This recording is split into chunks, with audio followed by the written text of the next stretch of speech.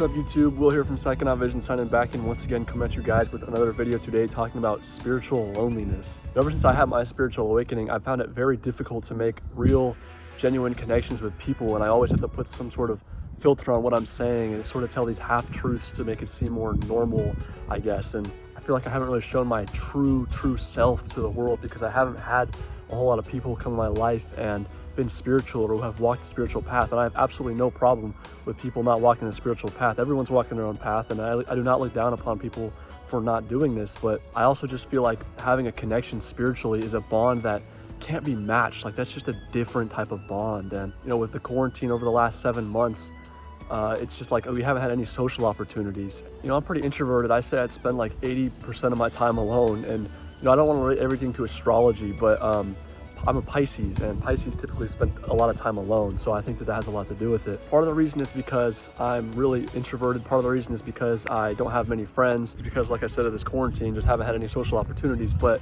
it's weird because I've always prided myself on the saying that I'm alone but never lonely. Just these last couple of weeks, or maybe even the last month or so, I've been feeling really lonely, and it's odd. I've been feeling like something's missing. And I practice gratitude every day. I'm so grateful for everything that I have, and you know, I wouldn't ever say that I don't have enough or anything like that, but sometimes I just really wish that I could have another spiritual connection with someone. I feel like Alex is the only person I have a real spiritual connection with. You know, everybody else that I've talked to is just kind of unaware, and I feel like I always have to, like I said, put a filter on what I'm saying to them. I've been questioning myself, and I've even been downloading dating apps just to try and make some type of connection because I feel like that's been missing in my life. But I've sort of realized that, you know, yeah, well, sure, you can have connections. You have to walk the spiritual path alone. You have to decide things. You have to discover things. You have to discover things about yourself and about the world, and it is up to you. And at times you will feel lonely, and that's just part of the journey. And I feel like this is just a big part of the spiritual journey. As time's gone on, and especially now that we're in the fall and I'm kind of reflecting on the year a bit, I've kind of realized, like, man, I really don't have too many friends. And on top of that, I really have very little deep connections with people. It kind of made me worry a little bit and realize kind of like, damn, I really am sort of alone. But that's a good thing. That's part of the spiritual journey. That's not to say that I won't want someone to come into my life and have a deep connection with them, especially like a female or just anyone in general who's had a spiritual awakening and is walking their own path, because having that conversation about spirituality with someone who's actually been through a spiritual awakening and understands it, it's something that is different. It's like you can actually let everything out that you're really experiencing and going through, and they'll understand, and you can understand what they're going through. And it's just something that I've barely ever experienced. Alex, like I said, is the only person that I've ever talked to who has had a true spiritual awakening after I have as well, in person at least. As I said, I spend a lot of time alone. I have tons of conversations just with myself, just about the day and where I'm at in life and where I'm at spiritually, how I've grown. And I know that I'm fine. I just must realize that I don't need anybody. It's just, it would be nice to have that extra person, that extra bond and connection with somebody. But if you're in a position like me, just don't be afraid, don't be worried, and don't be anxious about the fact that you feel more alone after having a spiritual awakening. Do what you can to reach out to people and make more connections, but don't force anything. Don't just try and get people to be more spiritual and be more like you, because they're walking their own path, and if they experience that, then that's meant to be. It sort of goes back to one of my recent videos where I said, just don't force and don't rush anything spiritually. Just let things happen.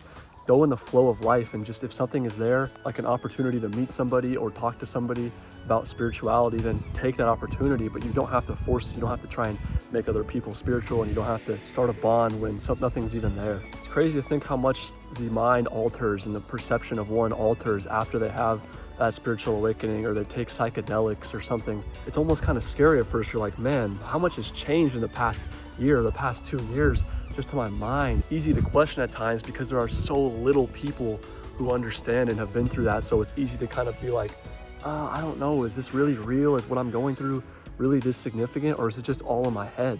Trust me though, it's not all in your head. You've had a spiritual awakening and you've gone through what you've been through for a reason.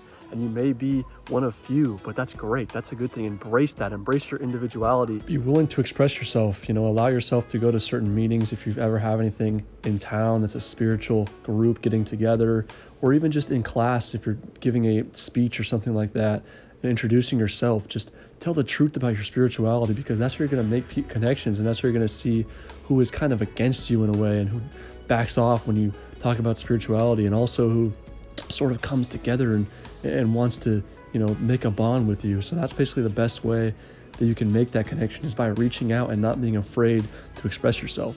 The oldest souls are really often the ones who spend the most time alone, and that's very unique. Not a lot of people can handle being alone. Not a lot of people can deal with themselves and be able to think about what's going on in their lives, and they just can't handle themselves. And if you are able to spend time alone, then that's a unique trait that is very valuable. So no reason to get down on yourself or try to fit in. Just embrace who you are and follow your passions, follow your dreams, and don't worry about what people think. And if people come along during the way, then that's fine, but don't try to force it, like I said. And that'll pretty much be it for this video. Thank you guys so much for watching. Feel free to leave a like, comment, and subscribe.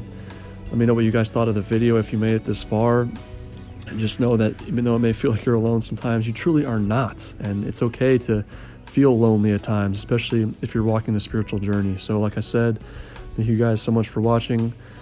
And Will from Psychonaut Visions, signing out.